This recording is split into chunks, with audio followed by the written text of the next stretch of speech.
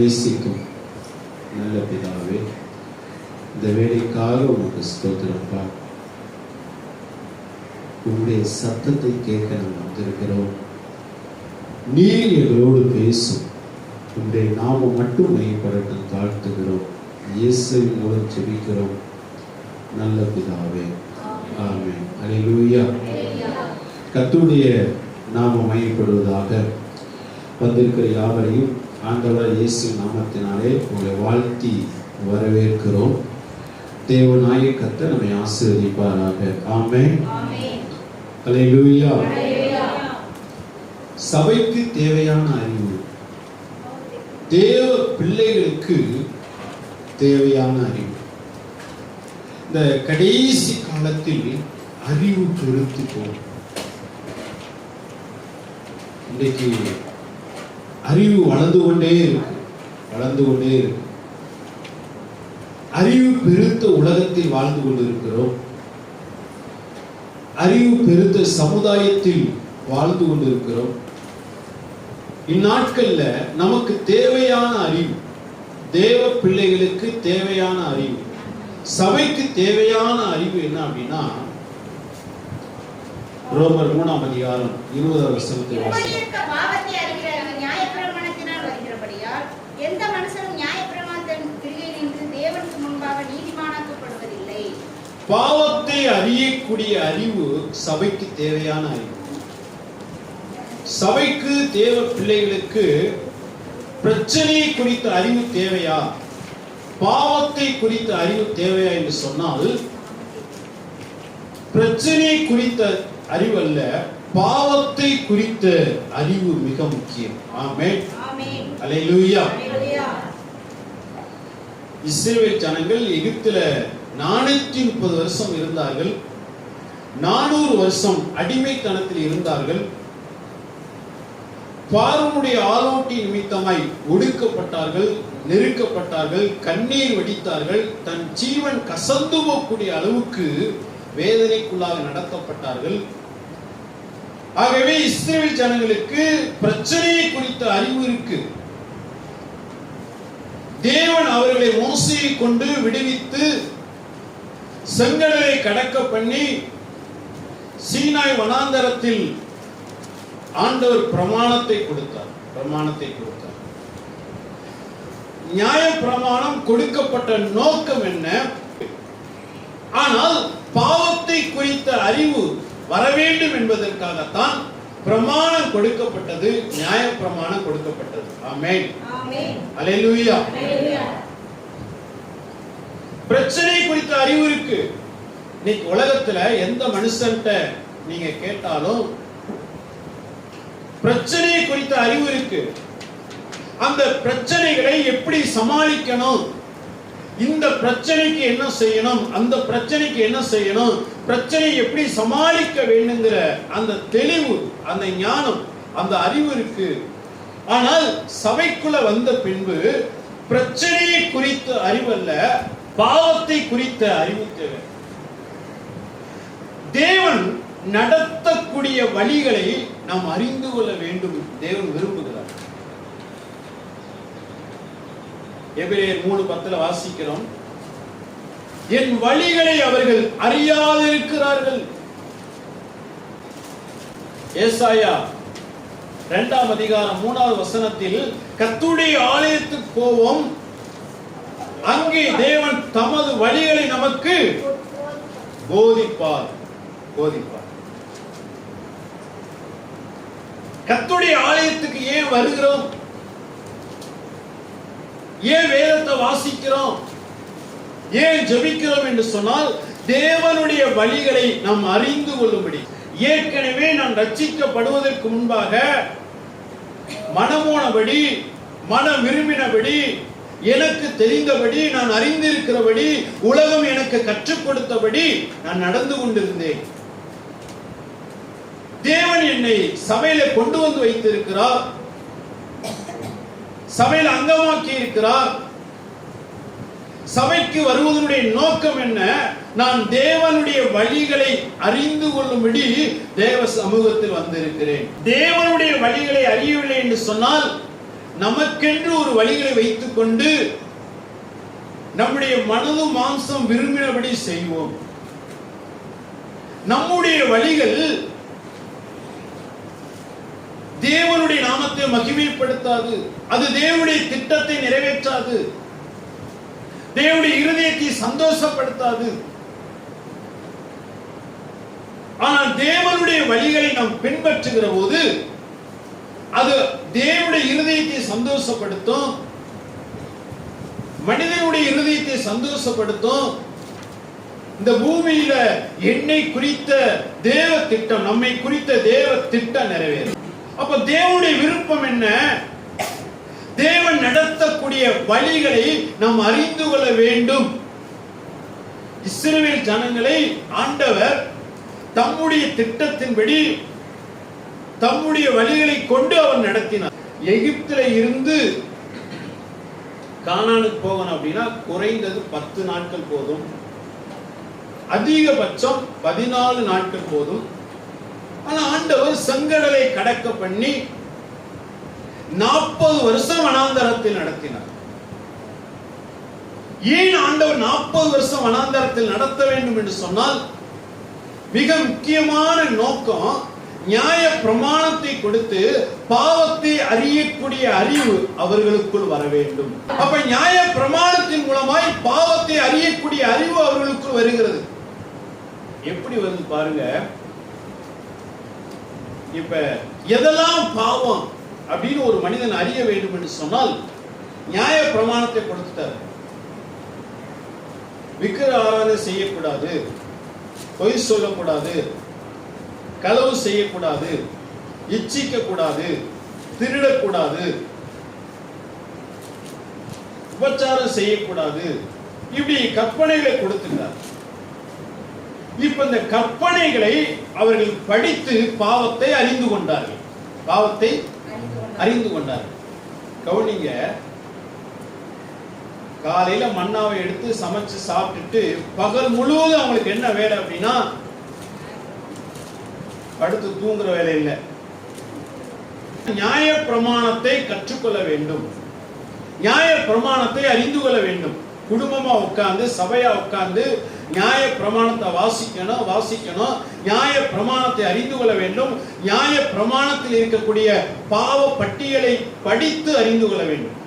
இப்ப வீட்டுக்கு போறாங்க, நிலைக்கால எழுதியிருக்க, இப்ப போகும்போது அதை படிக்கணும். தன்னுடைய கரங்களில் எழுதி வைத்திருப்பார்கள். நெற்றியில கட்டி வைத்திருப்பார்கள். இப்ப கரங்களை இருக்கும்போது நான் அதை படித்துக் கொள்ள முடியும். நெற்றியில இருக்கும்போது என்னுடைய நெற்றியில் இருப்பதை மற்றவர்கள் படிக்க முடியும், மற்றவர்கள் நெற்றியில இருப்பதை நான் படிக்க முடியும். அப்ப தேவனுடைய விருப்பம் என்ன? நியாய பிரமாணத்தை அறிந்து கொள்ள வேண்டும். உனக்கு சாப்பாடு தேவையா? நான் தரேன். ட்ரெஸ் நீ துவைக்கவே வேண்டாம், ட்ரெஸ் கடையில போய் வாங்கவும் வேண்டாம், செப்பல் வாங்க வேண்டாம். உனக்கு என்ன வேணுமோ நான் தரேன். உடைய தேவைகள் எல்லாவற்றையும் நான் சந்திக்கிறேன். ஆனா நீ என்ன செய்யணும்? நியாய பிரமாணத்தை படித்து பாவத்தை அறிந்து கொள்ள வேண்டும்.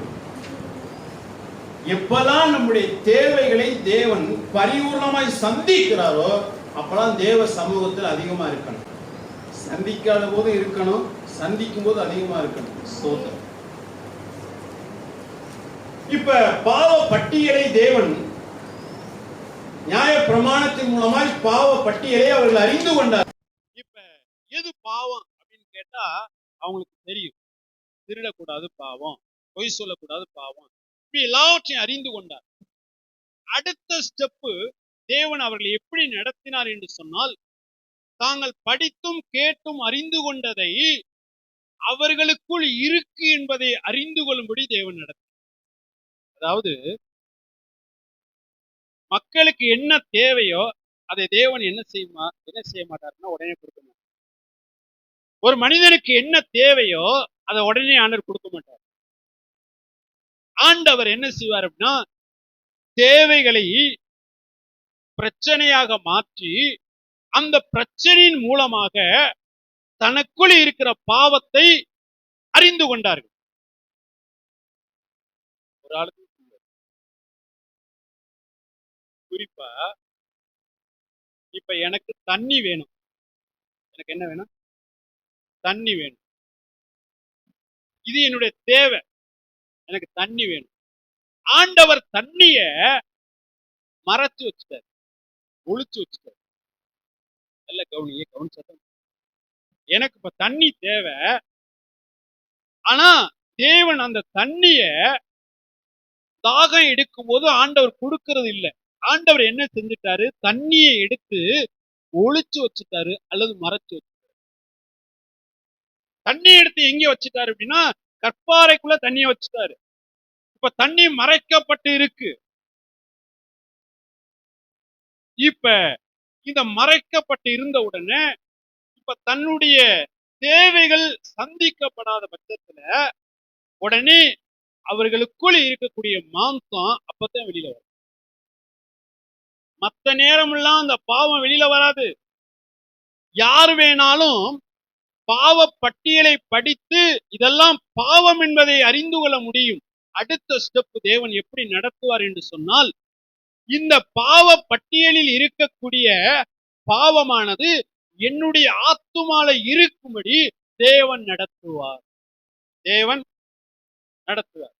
அநேக நேரத்துல ஆண்டவர் என்ன செய்வார் அப்படின்னா, ஒரு மனிதனுடைய பாவத்தை அவர்கள் உணரும்படியாக வானத்தை அடைத்து வைப்பார். பூமி விளையாது, அத்திமரம் பலன் கொடுக்காது. இப்படி நிறைய நன்மைகளை ஆண்டவர் என்ன செய்வார்? தடை செய்து வைத்திருப்பார். உடனே இந்த மாம்சம் என்ன செய்யும் அப்படின்னா, அப்பதான் வெளியில வரும். அது வரைக்கும் அந்த மாம்சம் வெளியில வராது. கவனிங்க, உங்க வாழ்க்கையில உங்களுடைய தேவைகள் சந்திக்கப்படலை அப்படின்னா, நம்ம விரும்பின காரியம் நடக்கலைன்னா, அந்த நேரத்துல ஸ்தோத்திரம், குதூகல கொண்டாட்டமே இயேசுவின் சன்னிதானத்தில், அப்படியே பாட்டு பாடுறோம். நேர கணவன் மேல ஒரு தாவு, கணவன் இங்க இருந்து மனைவி மேல ஒரு தாவு, சுத்தி பிள்ளைகள் இருந்தா பிள்ளைகள் மேல ஒரு தாவு. யாரு மாற்றாங்களோ ஸ்தோத்திரம். அந்த நேரத்துல யாரு மாற்றாங்களோ ஸ்தோத்திரம். பிள்ளைகள் வந்தா பிள்ளைகள், யார் வந்தாலும் சரி. இப்ப தேவனுடைய நடத்திப்பை அறிந்து கொள்ள வேண்டும். தேவன் சகலத்தை செய்ய முடியும். அவர் சர்வ வல்லவர். அவர் சொல்ல ஆகும், அவர் கட்டளையிட நிற்கும். அவரால செய்ய முடியாத காரியம் இந்த உலகத்தில் ஒன்றும் இல்லை. அப்படிப்பட்ட தேவன் என்னுடைய நன்மைக்காக, என் ஆத்துமாவின் நன்மைக்காக சில நேரங்களில் நான் விரும்பின காரியத்தை உடனே கொடுக்காமல் ஆண்டவர் மறைத்து வைக்கிறார். ஆண்டவர் மறைச்சு வைக்கிறார். இப்ப தண்ணி இல்ல, உடனே என்ன செய்யறாங்க அப்படின்னா, பாக்குறா. யார? மோசே பாக்குறா. மோசே, ஏன் எகிப்தில் எங்களை அழைத்து கொண்டு வந்தீர் அப்படின்னு சொல்லி கேட்கிறார். அடுத்து பக்கத்துல கிடக்கிற கல்லை எடுத்தாங்க. இப்ப ஸ்தோத்திரம். ஆண்டவர் என்ன செய்யறாருன்னா, உலகத்தை பொறுத்தவரை, மற்றவர்களை பொறுத்தவரை இந்த இஸ்ரவேல் ஜனங்களை பார்த்து மற்றவர்கள் பயந்து நடுங்கினார்கள். இவங்க வனாந்தரத்துல வருகிற போது இவர்களுக்காக கர்த்தர் யுத்தம் பண்ணினார். ராஜாக்கள் முறியடிக்கப்பட்டார்கள். போகிற இடத்தில் எல்லா இடத்திலும் ஒரு வெற்றி, ஒரு ஜெயம். இது வெளியில தேவன் இவர்களுக்காக செய்து கொண்டிருக்கிற கிரியைகள். இவர்களை நடத்தின தேவன் அற்புதமானவர், ஆச்சரியமானவர், மகத்துவமானவர், செங்கடலை பிளந்தவர். இந்த வார்த்தையெல்லாம் வெளியில பேசிக் கொண்டிருக்கிறார்கள். ஆனால் இவர்களை தேவன் எப்படி நடத்துகிறார் என்று சொன்னால், இவர்களுக்குள் இருக்கக்கூடிய அந்த பாவ குணங்கள் வெளியில வர வேண்டும் என்பதற்காக இவர்களுக்கு தேவையானதை தடை பண்ணி, தேவைகளை பிரச்சனையாய் மாற்றி, பிரச்சனைகள் மூலமாக இவர்களுக்குள் இருக்கக்கூடிய மாம்சத்தை, பாவத்தை உணர வைத்தார். அல்லேலூயா. உணர வைத்தார். கவனிங்க, இந்த உலகத்துல பாவம் தான் கொடூரமானது, பாவம் தான் மிக மோசமானது. கடந்த வாரத்தில் சொன்னது போல இந்த பாவம் எவ்வளவு கொடூரமானது, அது எவ்வளவு மோசமானது என்பதை நாம் சிந்தித்து பார்க்க வேண்டும் என்றால், ஆண்டவரை இயேசு கிறிஸ்து இந்த பூமிக்கு வந்து பட்ட பாடுகளை நினைத்து பார்ப்போம் என்று சொன்னால், அவர் என்ன செய்தார் அப்படின்னா, பாடுகளுக்காகத்தான் அவர் வந்தார். அதாவது நம்முடைய பாவத்துக்காகத்தான் பாடுபடும்படி வந்தார். என்னுடைய பாவத்துக்காக, என்னுடைய பாவ குணத்துக்காக, இதுக்காகத்தான் இயேசு கிறிஸ்து பரலோகத்தை விட்டு அவர் இந்த பூமிக்கு இறங்கி வந்தார், சிலுவை சுமந்தார், சிலுவையில பாடுபட்டார், பாதாளத்தில் பாடுபட்டார், அவர் 3ஆம் நாளில் உயிர் தெழுந்தார். இயேசு கிறிஸ்து நம்முடைய பிரச்சனைகளை மாற்றும்படி வந்தாரா, அல்லது நம்முடைய பாவத்தை மன்னித்து நம்மை அவருடைய பிள்ளையாய் சேர்க்கும்படி வந்தார்? நமக்கு பிரச்சனைகள் பெருசா இருக்கு, நமக்கு பிரச்சனைகள் பெருசா இருக்கு, நமக்கு வெளியே இருக்கக்கூடிய பிரச்சனைகள் பெருசா இருக்கு. ஆனால் தேவனுக்கு எது பெருசா இருக்குன்னு சொன்னால், நம்முடைய இருதயத்துக்குள்ளே இருக்கக்கூடிய பாவம் அவருக்கு பெருசா இருக்கு. நமக்கு அற்புதம் பெருசா இருக்கு, அவருக்கு நமக்குள்ளே இருக்கக்கூடிய பாவம் பெருசா இருக்கு. நல்ல கவனிங்க, எந்த இடத்திலாவது அற்புதத்தை செய்வதற்கு இயேசு கிறிஸ்து பாடுபட்டு இருக்காரா? கண்ணீர் வடித்து இருக்கிறாரா? கவலைப்பட்டிருக்காரா? வேதனைப்பட்டிருக்காரா? எந்த இடத்துலயாவது ஐயோ இந்த அற்புதத்தை என்னால செய்ய முடியலையே, எப்படி செய்யறது? அல்லது ஒரு அற்புதத்தை செய்துவிட்டு அவர் வந்து, ஏ அப்பா இந்த அற்புதத்தை செய்யறதுக்கு பாடா பாடா அப்படின்னு ஏதாவது ஒரு இடத்துல. இப்ப நம்ம பாருங்க, ஒரு வேலையை கொஞ்சம் சின்ன வேலையா இருக்கு, செஞ்சு முடிச்சுட்டு வரும்போதே, ஏ அப்பா என்ன பாடுபடுத்துறாங்க. ஒரு சின்ன வேலையை செய்து முடிச்சுட்டு வரும்போதே நமக்கு. ஆனா இயேசு கிறிஸ்து அற்புதத்தை செய்வதற்கு எங்கேயாவது பாடுபட்டு இருக்கிறாரா? கண்ணீர் வடித்து இருக்கிறாரா? வேதனைப்பட்டு இருக்கிறாரா?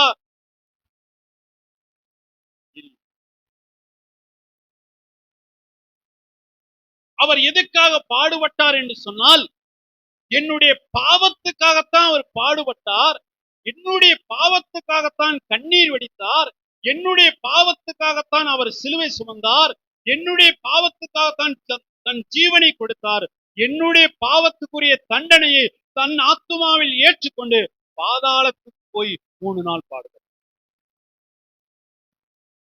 அற்புதம் என்பது தேவனுடைய பார்வையில லேசானது. அவர் சொல்ல ஆகும், அவர் கட்டளையிட நிற்கும்.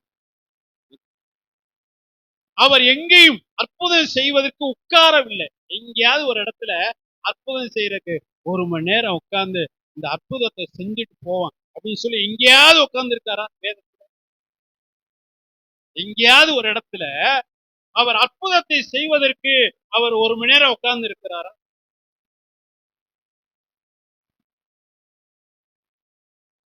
அவர் தொட்டா அற்புதம், பார்த்தா அற்புதம், பேசினால் அற்புதம்.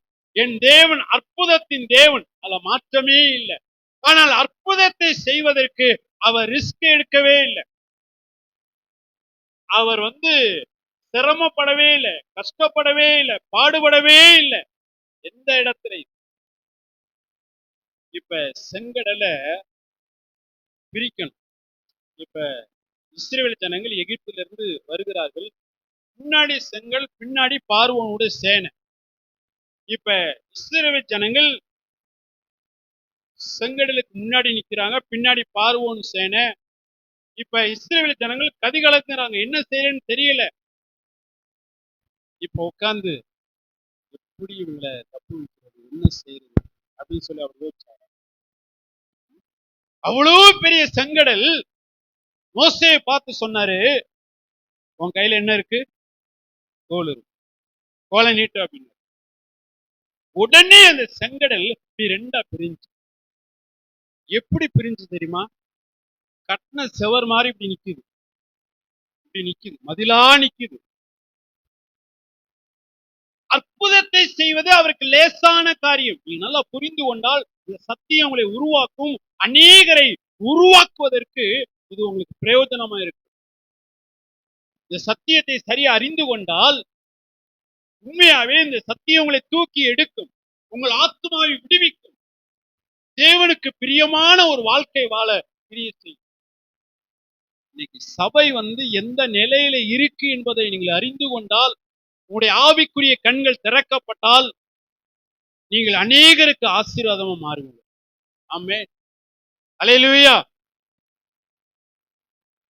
நமக்கு வெளியே இருக்கக்கூடிய நன்மை பெருசா இருக்கு, ஆனால் தேவனுக்கு நமக்குள்ளே இருக்கக்கூடிய பாவம் பெருசா இருக்கு. நல்ல கவனிங்க. நமக்கு ஒரு பிரச்சனை வருது அப்படின்னா, தேவன் அந்த பிரச்சனை வருவதற்கு முன்பாகவே பிரச்சனைக்கான தீர்வுகளை ஏற்கனவே தேவன் உண்டாக்கி வைத்து விட்டுதான் நமக்கு பிரச்சனைகளை அனுமதிப்பார். தேவ பிள்ளையுடைய வாழ்க்கையில பிரச்சனை வந்ததுக்கு பின்பு அவர் ஆலோசனையை தேடி அவர் காரியத்தை செய்வதல்ல. ஒரு பிரச்சனை வர்றதுக்கு முன்னாடியே பிரச்சனைக்கான தீர்வை உண்டாக்கி விட்டுதான் ஆண்டவர் பிரச்சனைகளையே அனுமதிப்பார். பாருங்க, இஸ்ரவேல் ஜனங்கள் போகும்போது மாறாங்கிற ஒரு இடத்துக்கு வராங்க. அங்க தண்ணி எல்லாம் கசப்பா இருக்கு, அந்த தண்ணியை குடிக்க முடியல. இப்ப ஆண்டவர் என்ன சொன்னாரு? பக்கத்துல மரம் இருக்கு, இந்த மரத்தை வெட்டி இதுல போடு அப்படின்னாரு. இப்ப செங்கடலுக்கு முன்னாடி மோசே நிக்கிறாரு.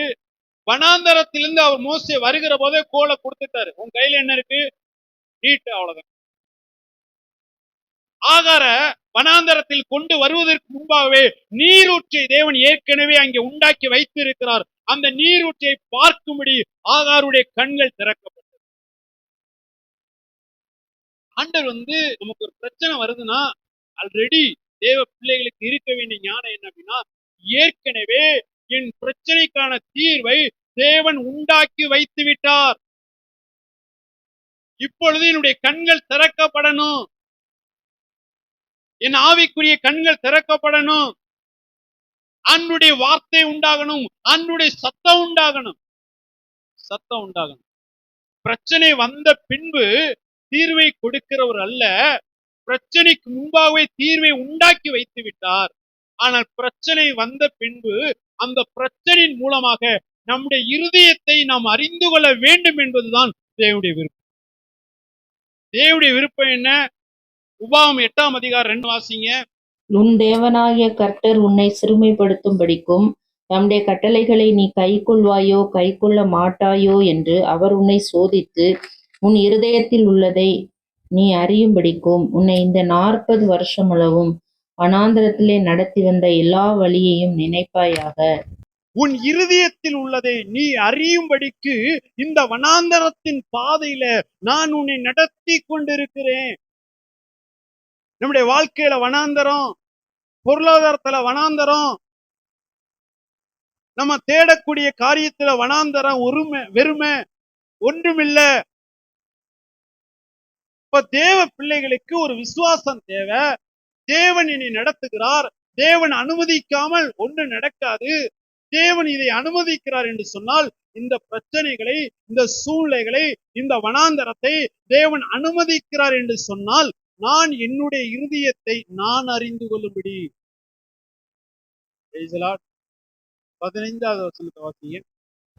உன்னுடைய பின் நாட்களில் உனக்கு நன்மை செய்யும்படிக்கு உன்னை சிறுமைப்படுத்தி உன்னை சோதித்து கொள்ளிவாய் சர்ப்பங்களும் தேள்களும் தண்ணீர் இல்லாத வறட்சியுமான பயங்கரமான பெரிய வனாந்தர வழியாய் உன்னை அழைத்து வந்தவரும் உனக்காக கற்பாறையான கன்மலையிலிருந்து தண்ணீர் புறப்பட பண்ணினவரும்.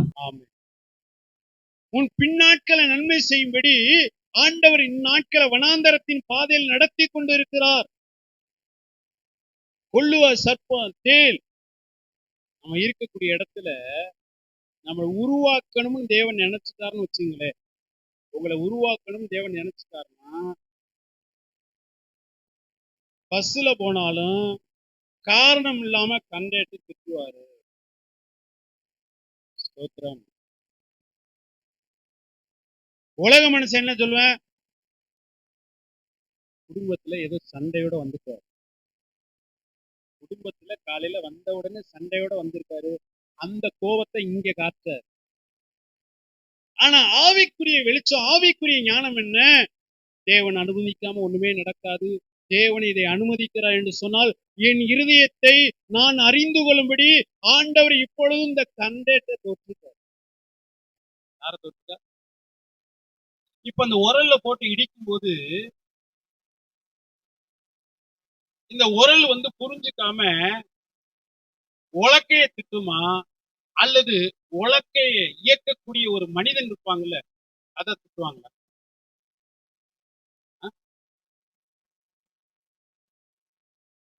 சொல்லுங்க.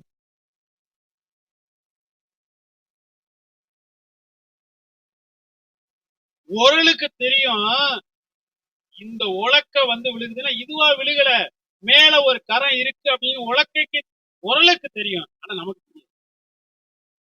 நமக்கு என்ன செய்யாது? நமக்கு தெரியாது. இப்போ கவனிக்கல, உங்க மேல ஒருத்தன் கல்லை விட்டு எறியறான்னு வச்சுக்கோங்க, கல்லை திட்டுவீங்களா இல்ல கல்லை விட்டு வீசுன ஒரு ஆள் இருக்கால, அது ஏன் அப்படி?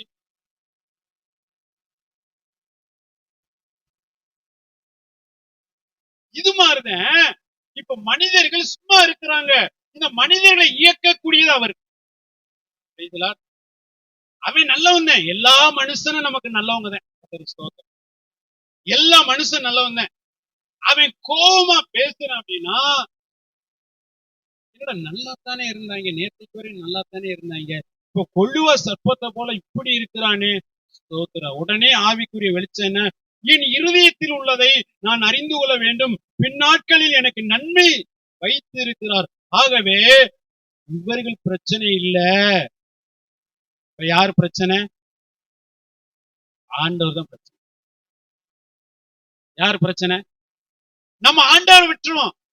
ஆண்டவர் பிரச்சனைனா ஆண்டவர்கிட்ட போய் கேட்கணும், ஆண்டவரே ஏன் நீங்க இந்த பாதையில் நடத்துறீங்க, ஏன் இப்படி நடத்துறீங்க அப்படின்னு ஆண்டவர்கிட்ட போய் கேட்கணும். நம்ம ஆண்டவர் விட்டுருவோம். ஆண்டவர் விட்டுட்டு நேர சேலையை வரிஞ்சு கட்டிட்டு ஸ்தோத்திரம். நீங்க சத்தியத்தை புரிந்து கொண்டால் சத்தியம் நம்மளை விடுதலையாக்கும், சத்தியம் நம்மளை விடுதலையாக்கும். தேவன் அனுமதிக்காம ஒண்ணு நடக்காது அப்படின்னா தேவன் அனுமதிக்கிறார், தேவன் அவர்களை நடத்தி கொண்டு இருக்கிறார், தேவன் அவர்களை நடத்துறாரு, எனக்கு நன்மை உண்டாகும்படி நடத்துறாரு.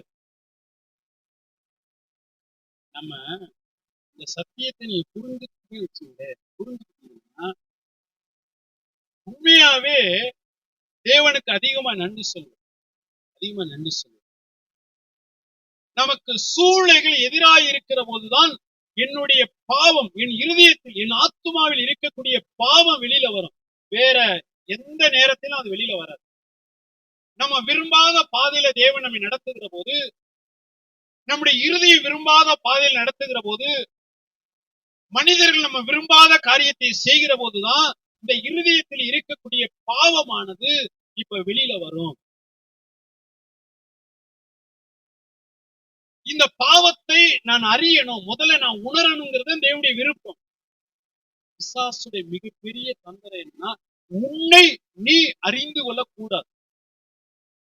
சில நேரத்துல பட்டிமன்றத்துல அல்லது சில பேச்சாளர்கள், ஆன்மீக உரையாற்றுகிறவர்கள் உன்னை நீ அறிந்து கொள்ளக்கூடாது. உன்னை நீ அறிந்து கொண்டால் ஜெயித்து விடுவாய். உன்னை நீ அறிந்து கொண்டால் இந்த உலகத்தில் சாதிக்கக்கூடிய மனுஷனாய் வருவார். உன் பலவீனத்தை, உன்னை நீ அறிந்து கொள்ளக்கூடாது, அறிந்து கொள்ளக்கூடாது. மற்றவர்களை குறித்து அறிந்து கொள், பக்கத்து வீட்டுக்காரனை குறித்து அறிந்து கொள், ஆனா உன்னை குறித்து என்ன செய்யக்கூடாது? அறியக்கூடாது. யார்த்தையாவது உங்களை கூப்பிட்டு சிஸ்டர் உங்களை குறிச்சு நீங்க அறிஞ்சிருக்கீங்களா அப்படின்னு கேட்டா என்ன சொல்லுவீங்க? ஆமா பிரதர், எனக்குள்ள கோபம் இருக்கு, இந்த டயத்துல கோபம் வந்துச்சு, இந்த டயத்துல இந்த கல்யாணத்துக்கு போகும்போது இந்த சிஸ்டர் பார்த்து எனக்கு பொறாம வந்துச்சு. இப்படியெல்லாம் ஒரு லிஸ்ட் போட்டு இதெல்லாம் எனக்குள்ள இருக்கு யாராவது ஒருத்தர். ஏன்னா தெரியாது. நம்ம என்ன செய்யறோம்னா பிசாசுடைய குணத்தை நம்ம உரிமையாக்கி கொண்டு இதெல்லாம் நமக்குரிய பலன் என்று சொல்லி நினைக்கிறோம். பொறாமப்படாம ஒரு ஆள் இருந்தா நீல மனுஷன் இருந்தா கோவப்படணும். கோவமே வர மாட்டேன் நீல மனுஷன் அணி. அப்ப என்ன செய்யணும்? கோவப்படணும். இப்படி கோவத்தை வளர்த்து கொடுக்கிறோம், பொறாமையை வளர்த்து கொடுக்கிறோம், நிறைய மாம்சத்தை வளர்த்து கொடுக்கிறோம். ஆனால் இந்த பொறாமைக்காகத்தான், இந்த கோபத்துக்காகத்தான் கிறிஸ்து பரலோகத்தை விட்டு இறங்கி வந்து அவர் சிலுவை சுமந்து சிலுவையில ரத்தம் சிந்தி மரித்து பாதாளத்தில் போய் பாடுபட்டது எந்த பாவத்துக்கு? இந்த பொறாமைக்காக, இந்த கோபத்துக்காக. இன்னைக்கு அநேகர் வந்து இயேசு கிறிஸ்து எதுக்காக வந்தார்? எல்லாருக்கும் தெரிந்த ஒரு வசனம். என்ன வசனம்? பாவிகளை ரட்சிக்க இயேசு கிறிஸ்து பூமியில வந்தார். பாவினா யாருங்க? யார் பாவி? யார் பாவி? எங்க ஊர்ல ஒருத்தன் அடிக்கடி திருடுவேன், அடிக்கடி பொய் சொல்லுவேன், அடிக்கடி இந்த வேலையை செய்வேன், அவன் தான் பாவி.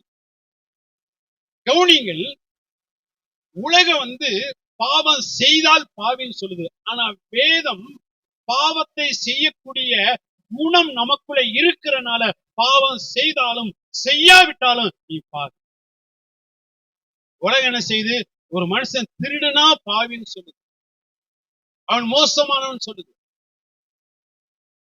ஆனால் வேதம் என்ன சொல்லுதுன்னா, நீ பாவம் செய்தாலும் செய்யாவிட்டாலும் பாவத்தன்மை, பாவத்தின் குணம் உனக்குள் இருக்கிறபடியால் நீ பாவி. இப்ப நமக்குள்ள பாவ குணம் இருக்கு, ஆனா இன்னும் செயல்ல வரல, உள்ள இருக்கு. எப்ப செயல்ல வரும்? சூழ்நிலைகள் வந்தா வந்துடும், பிரச்சனை வந்தா வந்துடும். இந்த பாவ குணத்தை நீங்கள் நானும் அறிய வேண்டும் என்பதற்காகத்தான் ஆண்டவர் சூழ்நிலைகளை, பிரச்சனைகளை தேவன் அனுமதிக்கிறார். இப்ப தேவனுடைய விருப்பம் என்ன? பிரச்சனையின் மூலமாக, சூழ்நிலை மூலமாக நான் பாவத்தை அறிந்து கொள்ள வேண்டும் என்பது தேவனுடைய விருப்பம். ஆனா சபை எப்படி நினைக்குதுன்னா, பிரச்சனை வந்தால், சூழ்நிலைகள் வந்தால் பிரச்சனை மாற வேண்டும் என்று சொல்லி ஜெபிக்க வேண்டும்.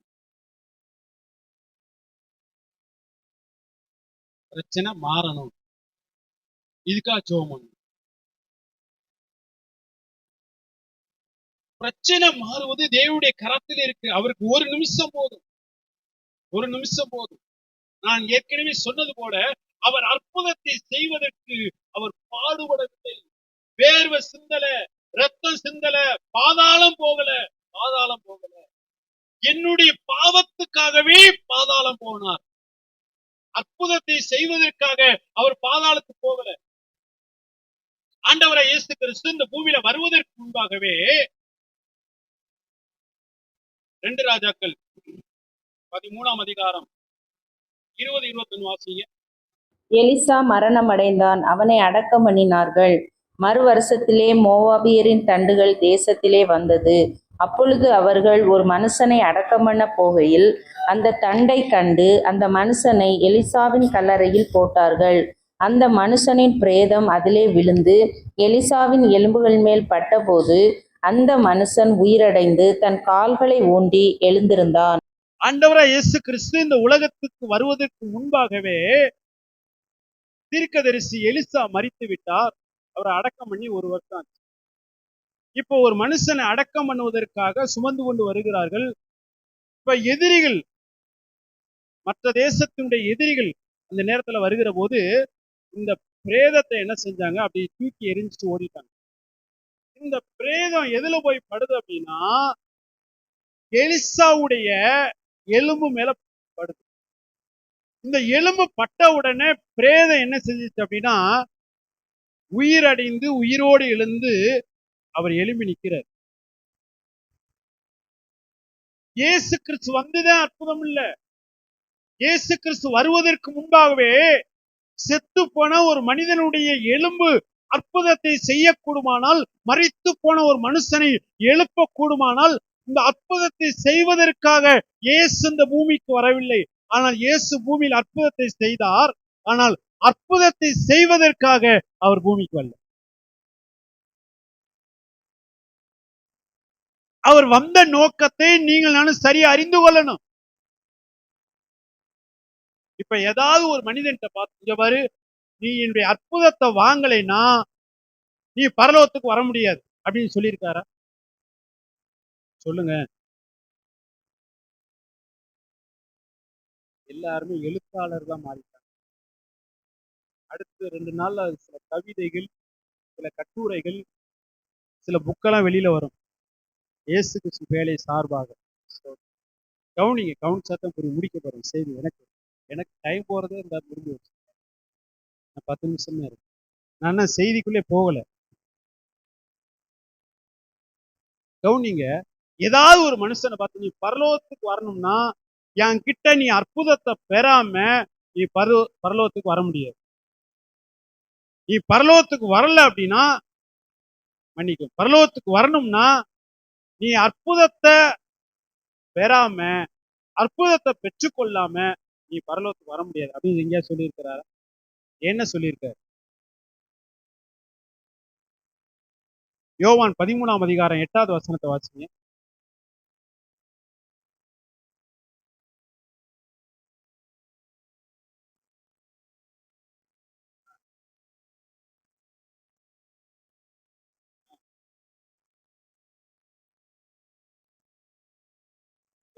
எட்டாவது வசனம். ஆ, ஆ, ஆ. கவனிங்க, நீ அற்புதத்தை பெறாவிட்டால் என்னிடத்தில் பங்கில்ல, பரலோகத்துல பங்கில்ல அப்படின்னு ஆண்டவர் சொல்லல. நான் உன்னை கழுவாவிட்டால் என்னிடத்தில் உனக்கு பங்கு இல்லை. ஆமென். ஏன்னா உன் பாவத்தை மன்னிக்கும்படி, உன்னை கழுவி சுத்திகரிக்கும்படி நான் சிலுவையில 6 மணி நேரம் தொங்கி இருக்கிறேன். நான் அவமானத்தை ஏற்றுக்கொண்டு சிலுவையில தொங்கி இருக்கிறேன். நான் சிலுவையில ரத்தம் சிந்தி இருக்கிறேன். பாதாளத்தில் போய் உன் பாவத்துக்குரிய தண்டனையை என் ஆத்துமாவில் ஏற்றுக்கொண்டு இருக்கிறேன். உன்னை கழுவி சுத்திகரிக்கும்படி. பேதுருவே, நான் உன்னை கழுவாவிட்டால் என்னிடத்தில் உனக்கு, ஏதாவது ஒரு இடத்துல நீ அற்புதத்தை பெறாவிட்டால் உனக்கு என்னிடத்தில் பங்கில்லை அப்படி ஆண்டவர் சொல்லியிருக்கிறாரா? ஸ்தோத்திரம். உன் பாவம் மன்னிக்கப்படணும், நான் உன்னை கழுவணும், நான் உன்னை சுத்திகரிக்கணும். நான் உன்னை கழுவாவிட்டால் உனக்கு என்னிடத்தில் பங்கில்லை. அற்புதத்தை பெறாவிட்டால் உனக்கு என்னிடத்தில் பங்கில்லை என்று சொல்லவில்லை, நான் உன்னை கழுவா. ஆமென். மல்கியா 3:3 வாசம். அவர் உட்கார்ந்து வெள்ளியைப் போல புடமிட்டு சுத்திகரித்துக் கொண்டிருப்பார். அவர் லேவியின் புத்திரரை சுத்திகரித்து அவர்கள் கர்த்தருடையவர்களாய் இருக்கும்படிக்கும் நீதியாய் காணிக்கையை செலுத்தும்படிக்கும் அவர்களை பொன்னைப் போலவும் வெள்ளியைப் போலவும் புடமிடுவார். அவர் உட்கார்ந்து, நல்ல கவனிங்க, அவர் உட்கார்ந்து அவர் சுத்திகரித்துக் கொண்டிருப்பார். ஆண்டவர் எதுக்குங்க உட்கார்ந்து இருக்கிறாரு அப்படின்னா, என்னை சுத்திகரிக்கத்தான் உட்காராரு. அற்புதத்தை செய்வதற்கு இயேசு கிறிஸ்து எந்த இடத்திலும் அவர் உட்காரவில்லை. ஆமென். அல்லேலூயா. இப்ப பிரச்சனைகள் எதுக்கு நேரா நம்மை நடத்தணும் அப்படின்னா, பாவத்தை அறியக்கூடிய அறிவுக்கு நேரா நம்ம நடத்தணும். நான் மாறுகிற வரைக்கும் எனக்கு இருக்கிற பிரச்சனை மாறவே மாறாது. இது தேவனுடைய தீர்மானம். அவர் உட்கார்ந்துட்டாரு. அதாவது ஒரு பாவத்தை உங்களுக்குள்ள மாற்றணும் அப்படின்னு அவர் உட்கார்ந்துட்டாருன்னா எப்ப எந்திரிப்பாரு? வேலையை முடிக்கிற வரைக்கும் அவர் எந்திரிக்க மாட்டார்.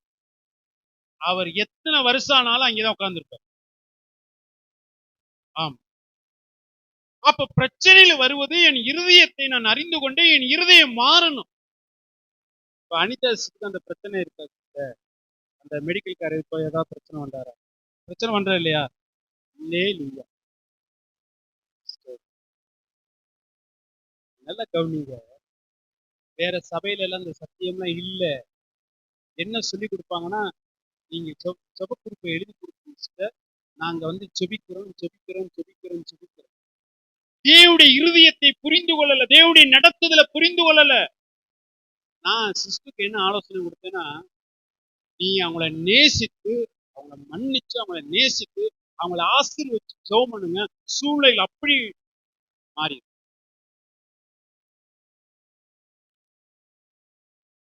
அருமையான பாப்பா ஏற்கனவே கிளம்புற சாட்சி சொன்னதுனால அந்த சாட்சி அவங்களுக்கு அந்த மென்சஸ். அப்ப பாஸ்டம்மா வந்து என்ன செஞ்சாங்கன்னா, பாப்பா வந்து காலேஜில் சேர்க்கணும், அதனால என்ன சொல்லிட்டு பாக்கி சிஸ்டர், பாஸ்டம்மா, சுபா எல்லாரும் திருப்பத்தூர் ஆஸ்பத்திரி போய் அங்கே டாக்டரை பார்த்து லிஸ்டெல்லாம் எழுதி வாங்கிட்டு வந்துட்டாரு. என்னென்ன டேப்லெட்ஸ். அந்த நாட்களில் தான் சத்தியத்தை நான் வந்து அறிஞ்சுக்கிட்டேன். அப்ப சிட்டை யார்கிட்ட இருக்கு, சீட்டு யார்கிட்ட இருக்கு அப்படின்னு பாக்கி இருக்கு. பாஸ்டமா நீங்க உடனே வாங்கி கொண்ட சுபாட்ட கொடுங்க, அது காலேஜ் போறதுக்குள்ள பிரச்சனை சரியாகணும், அதனால என்ன செய்யுங்க, நீங்க வாங்கி கொண்ட கொடுங்க. சரிம்மா அப்படின்னு சொல்லிட்டு நான் போகும்போது என்னுடைய சிந்தை வந்து மறந்துடுவேன் திடீர்னு. அப்ப வாரந்தோறும் சங்கிலித்தோட ஜெபம் நடக்கும், ஆராதனை நடக்கும். அப்ப சுபா வரும்போது, சரிம்மா ஏமா தேவனுடைய அனுமதிக்கிறார் அப்படின்னு தெரியுமா, நீ ஆண்டோட கேட்டீங்களா? தெரியாது. நீங்க நல்லா ஜெபம் பண்ணீங்கல்ல, ஆண்டோட சத்தத்தை கேட்பீங்கல்ல, நீங்க ஆண்டோட கேளுங்க, ஏன் நீங்க அனுமதிச்சுன்னு கேளுங்க. ஒரு மணி நேரம் ஜெபம் பண்ணிட்டு வர்றாப்புல, பாஸ்டர் ஆண்டவர் என்கிட்ட பேசினார், உனக்கு என்னம்மா, இந்த 10th வரைக்கும் ஆண்டவர் கொடுக்குற சொப்பனத்துக்கெல்லாம் நல்லா ஜெபம் பண்ணு, ஆண்டவர் கொடுக்குற தரிசனத்துக்கெல்லாம் ஜெபம் பண்ணு. ஆனா அந்த +1 +2 போனோம்னா படிப்பு நிமித்தம் ஆண்டவர் சில சொப்பனங்கள் தரிசனங்களை கொடுப்பாரு, ஜெபிக்கல. அன்னையில இருந்தது அந்த பிரச்சனை. சரிம்மா நீ போய் ஆண்டவர்கிட்ட மன்னிப்பு கேட்டு மறுபடியும் நீ அதுக்காக ஜெபம் பண்ணு, 2 நாள்ல உனக்கு அற்புதம் நடக்கும். அப்படி இதெல்லாம் வந்து இது இல்லை, தீர்க்க தரிசனம்லாம் இல்லை, வெளிப்பாடு இல்லை, சும்மா வாய்னால சொன்னேன். அன்னைக்கு சாயங்காலமே ஆண்டவர் டேப்லெட் போடாம ஆண்டவர் தன்னுடைய கிரியைகளை வெளிப்படுத்தும். அவங்களே பலமுறை சாட்சி சொல்லியிருக்காங்க. அதனாலதான்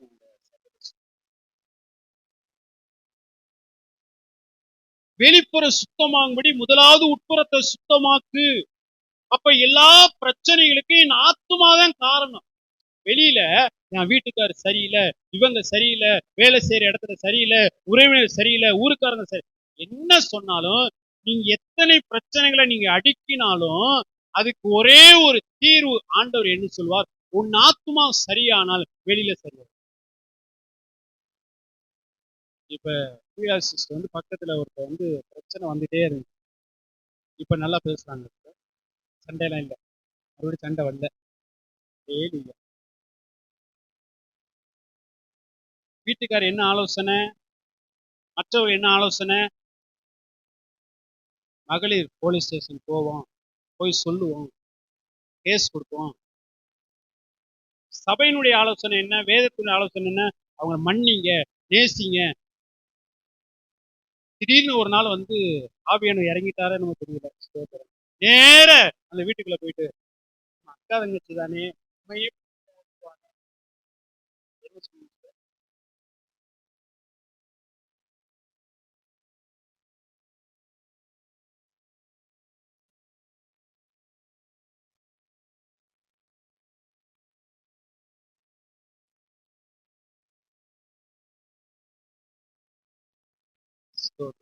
நல்ல கவனிங்க. போலீஸ் ஸ்டேஷன் போயிருந்தா இதுவரைக்கும் பேச ஒரு காலம் சத்தியம் தோற்று போகாது, ஒரு காலம் சத்தியம் தோற்று போகவே தோற்று போகாது.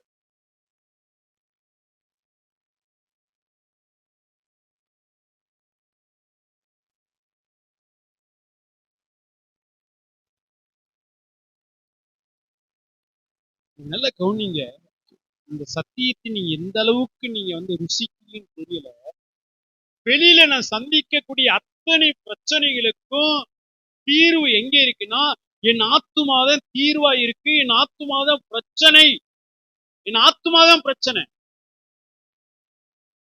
இன்னைக்கு உலக மனுஷனுக்கு ஒரு பிரச்சனை வந்தா வெளியே தீர்வை தேடுகிறான். ஆனா தேவ பிள்ளைகளுக்கு, சபைகளுக்கு ஒரு பிரச்சனை வந்துச்சுன்னா தீர்வு வெளியே இல்ல, நமக்குள்ளதான் தீர்வு இருக்கு. நம்முடைய ஆத்துமாதான் காரணம். ஆத்துமாதான் காரணம். அநேக நேரத்துல நம்மளை உருவாக்கும்படி ஆண்டவர் கொடுத்த அத்தனை தருணங்களையும் நம்ம எட்டி உதைச்சிட்டோம். இன்னைக்கு சபைக்கு பைபிள் வசனம் தெரியும், பைபிள் சம்பவம் தெரியும், ஆனா தேவனுடைய நடத்துதல் தெரியாது. நான் சொல்றேன், கர்த்தருக்கு ஸ்தோத்திரம். நம்ம சத்தியத்தை கீழ்ப்படுகிற போது தோற்று போனது போல தெரியும். ஒரு காலம் நீங்க தோற்று போக மாட்டீங்க. ஒரு குறிப்பிட்ட காலகட்டத்துல தேவன் அதே இடத்துல உங்க தலைகளை அவர் உயர்த்தி காண்பிப்பார். Praise the Lord. அல்லேலூயா. நிறைய சாட்சிகளை என்னால சொல்ல முடியும். சத்தியம் தோற்று போகாது. ஒரே ஒரு காரியத்தை ஒரு 5 நிமிஷம் பொறுத்து ஒரே ஒரு காரியத்தை சொல்ல முடியும். கடந்த வாரம் பார்த்த செய்திதான். இப்ப இளைய குமாரன், ஒரு தகப்பனுக்கு 2 பிள்ளைகள், மூத்த குமாரன், இளைய குமாரன். இந்த இளைய குமாரன் தீய நண்பரோடு சேர்ந்து இப்ப தகப்பன்ட்ட வந்து கேட்கிறாரு, என்னுடைய பாகத்தை, என்னுடைய பங்கை பிரிச்சு கொடு அப்படின்னு சொல்லி. இப்ப தகப்பன் எவ்வளவோ ஆலோசனை சொல்லி பாரு, கேட்கல, பங்கை பிரிச்சு கொடுத்தாரு. இப்ப இந்த பாகத்தை என்ன செய்யறாரு அப்படின்னா, வாங்கிட்டு வெளி வெளியூருக்கு போறாரு, துன்மார்க்கமா செலவு பண்ணாரு. இப்ப கையில ஒண்ணுமே இல்ல, பன்றி மேய்க்கக்கூடிய ஒரு வீட்டுல போய் வேலைக்கு செய்யறாரு.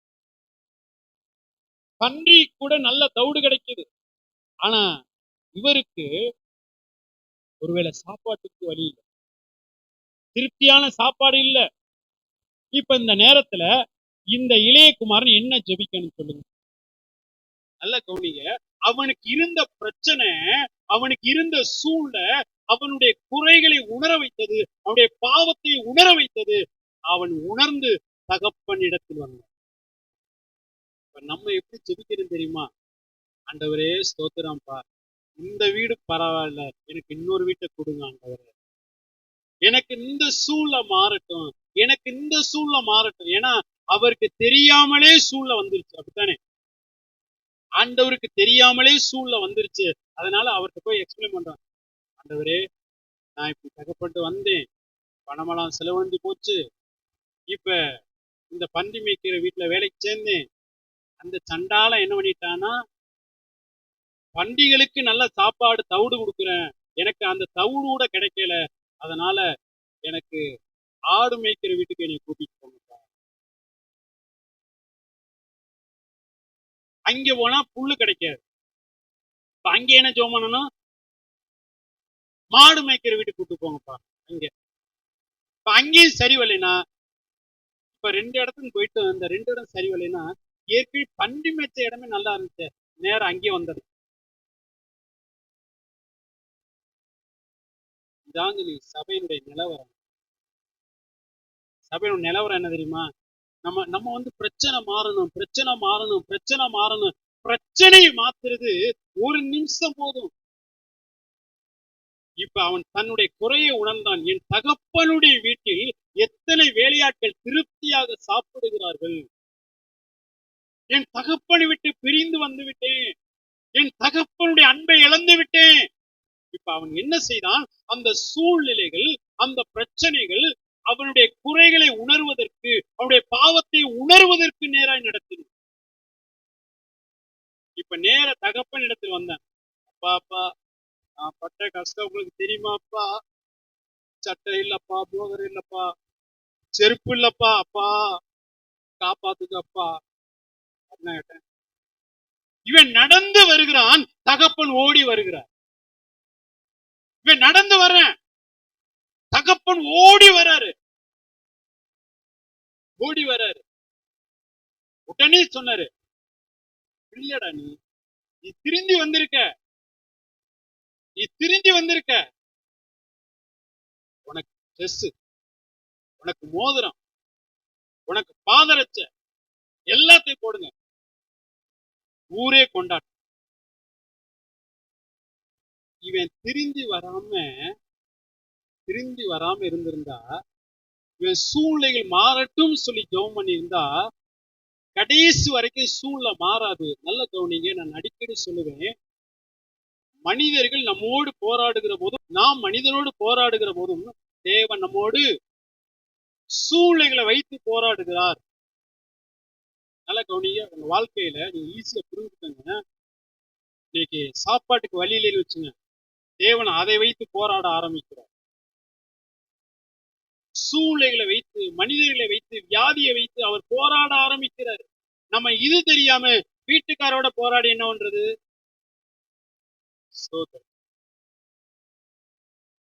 இல்ல கவனிங்க, நம்ம அநேக நேரத்துல நம்ம இது தெரியல அப்ப வீட்டுக்காரர் ஆலோசனை கொடுக்க கூடாதா?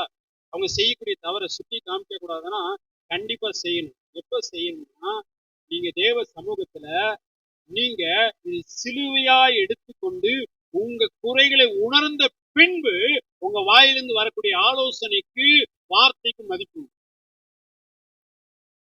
நீ சிலுவையை எடுக்காம சிலுவையை எட்டி உதைஞ்சிட்டு நீங்க இங்க பாருங்க அப்படிங்கன்னா மேல 2 தான் விழுகும். பாவத்தை அறியக்கூடிய அறிவு, ஒரு மனுஷனுக்கு பிரச்சனையை அறியக்கூடிய அறிவு ஏற்கனவே இருக்கு. மறுபடியும் அதுல நம்ம ஒரு பிரச்சனை வந்த பின்பு இந்த பிரச்சனைக்கு என்னெல்லாம் செய்யலாம், எப்படியெல்லாம் செய்யலாம் அப்படின்னு யோசிக்க வேண்டிய அவசியம் இல்லை. இதை ஏன் நீங்க அனுமதிச்சு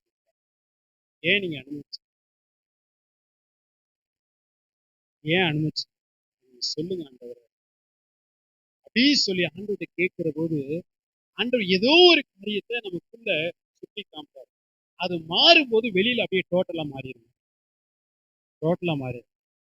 உண்மையாவே எனக்குள்ள பொறாமை இருந்ததை நான் உணர்ந்தேன். அப்படி வருகிற போது உடனே நமக்கு ஒரு ஆவிக்குரிய வெளிச்சம், ஆவிக்குரிய ஞானம் உண்டாகணும். இந்த கசப்பு இருக்குங்கிறதுக்காக தேவன் இந்த பாதையில் நடத்துறாரு. இதுக்காகத்தான் தேவன் இதை அனுமதிக்கிறாரு. அவங்கள நேசிக்கணும், அவங்களுக்கு ஜெபிக்கணும். நான் ஆரம்பத்துல இப்ப கொஞ்சம் விட்டுட்டேன். ஆரம்பத்துல என்ன செய்வேன்னா, முதல் ஜெபம் யாருக்குன்னா, யாரெல்லாம் என்ன தப்பா பேசினாங்களோ அவங்களுக்கு தான் முதல் ஜெபம். யாரெல்லாம் நம்ம தூக்கி எறிஞ்சாங்களோ, யாரெல்லாம் வேண்டா வெறுப்பா நடந்துட்டாங்களோ அவங்களுக்கு தான் முதல் ஜெபம். என்ன ஜெபம்? ஆண்டவரே அவங்க முட்டையா போனோம் அப்படின்னு. ஆண்டவரே அவங்க இல்லைன்னா என் இருதயத்தில் இருக்கிற பாவம் வெளியில வந்திருக்காதுப்பா, என் குணம் வந்திருக்காதுப்பா, என் கசப்பு வெளியில வந்திருக்காதுப்பா. எனக்கு அவங்க நன்மை செஞ்சிருக்காங்கப்பா, அவங்கள பிளஸ் பண்ணிருங்க, ஆசீர்வச்சிருங்கப்பா, அவங்களை ஆசீர்வதிங்க ஆண்டவரை. நிறைய சாட்சி சொல்ல முடியும். இன்னைக்கு இது புரியாமத்தான் ஒரு சின்ன கசப்பு வந்தாலும் சபையை விட்டு போயிடுவாங்க. ஒரு சின்ன மனஸ்தாபம், தவறான புரிந்து கொள்ளுதல், தவறான ஒரு காரியம், சபையை விட்டு போயிடுவாங்க. ஆனா அந்த சத்தியம் தெரிஞ்சுன்னா, ஆண்டவர் என்னை அடுத்த லெவலுக்கு கொண்டு போறாரு, ஆண்டவர் என்னை ஆசீர்வதிக்க போறாரு, இது ஒரு டெஸ்ட் மாதிரி, ஆண்டவர் டெஸ்ட் வைக்கிறாரு, இதுல நான் பாஸ் பண்ணணும் அப்படின்னு சொல்லிட்டு நமக்கு தீமை செய்தவர்களுக்காக கண்ணீர் விடும். நேசிக்கும் நல்ல பிதாவே, தேவ பிள்ளைகளுக்கு பிரச்சனைகளை குறித்த அறிவை காட்டிலும் பாவத்தை குறித்த அறிவு மிக முக்கியம். என்னுடைய பாவத்துக்காகத்தான் நீ பூமிக்கு வந்து சிலுவையில் பாடுபட்டு, பாதாளத்திலும் பாடுபட்டு, ஆண்டவரே எங்களுக்கு அற்புதம் நன்மைகள் பெரிதா இருக்கு. ஆனா உங்களுக்கு எங்களுக்குள்ள இருக்கிற பாவம் பெரிதா இருக்கு. எங்கள் பாவங்கள், அக்கிரமங்கள் எங்களுக்கு வரவேண்டிய நன்மைகளை வரவொட்டாது இருக்கிறதுப்பா. ஆண்டவரே ஸ்தோத்திரம்ப்பா. நீங்கள் பிரச்சனைகளை அனுமதிக்கிற போது, சூழ்நிலைகளை அனுமதிக்கிற போது உணர்ந்து கொள்ளக்கூடிய இருதயத்தை கொடுங்கப்பா. எங்க இருதயத்தை அறிந்து கொள்ளக்கூடிய கிருபை கொடுங்கப்பா. பரிசுத்த ஆவியானவர் வார்த்தையை கொண்டு ஆண்டவரே எங்களுக்கு தகப்பனை உணர்த்தி எங்களை நடத்துவீராக. எங்கள் குறைகளை உணர்த்துவீராக. இளைய குமாரன் தன் பாவத்தை, தன் குறையை உணர்ந்து தகப்பனிடத்தில் வந்தபோது அவன் கேட்காத, நினைத்து பார்க்காத நன்மைகளை கொடுத்து நீர் ஆசீர்வதித்த தேவன் ஆண்டவரே.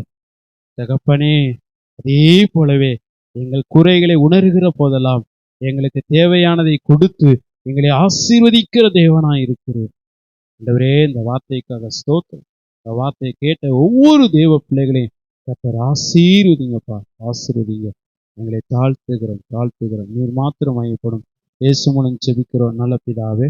இந்த செய்தியை கேட்ட உங்களை தேவன் தாமே ஆசீர்வதிப்பாராக. ஆமென். God bless you.